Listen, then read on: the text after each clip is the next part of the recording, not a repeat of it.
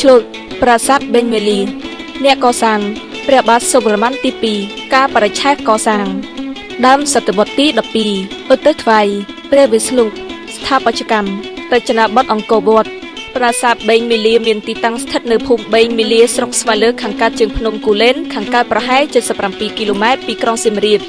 ប្រាសាទនេះមានលក្ខណៈស្រដៀងនឹងប្រាសាទអង្គរវត្តនិងត្រូវបានស្ថាបនាឡើងដោយព្រះបាទសូវរ្ម័នទី2ដែរប្រាសាទនេះមានគូទឹកដ៏ធំមានប្រវែង1219ម៉ែត្រប្រាសាទបឹងមាលាត្រូវបានសាងសង់នៅចុងសតវត្សទី11និងដើមសតវត្សទី12លើផែនដីទំហំ14ហិកតាដើម្បីឧទ្ទិសថ្វាយដល់ព្រះអាទិទេពក្នុងព្រហ្មញ្ញសាសនានិកាយវិស្ណុនិយមដោយហេតុថាទ្រង់ទ្រាយប្រាសាទនេះប្រហាក់ប្រហែលប្រាសាទអង្គរវត្តនោះដូចជានិរវត្ថុបំណងនិងស្ថាបត្យកម្មក៏ត្រូវមានលក្ខណៈដូចគ្នាប្រាសាទអង្គរវត្តដែលប្រវត្តិសាស្ត្រចាត់ទុកថាជាស្នាព្រះហស្ថរបស់ព្រះបាទសូវរ្ម័នទី2នោះសាងឡើងដើម្បីឧទ្ទិសថ្វាយព្រះវិស្ណុដ៏មានកសិណទឹកព័ទ្ធជំវិញរាប់គីឡូម៉ែត្រខាងទីតាំងប្រាសាទឲ្យក្លាយជាកោះមួយនោះដូច្នេះប្រាសាទបេងមេលាក៏ត្រូវតែមានន័យដូចគ្នាដែរ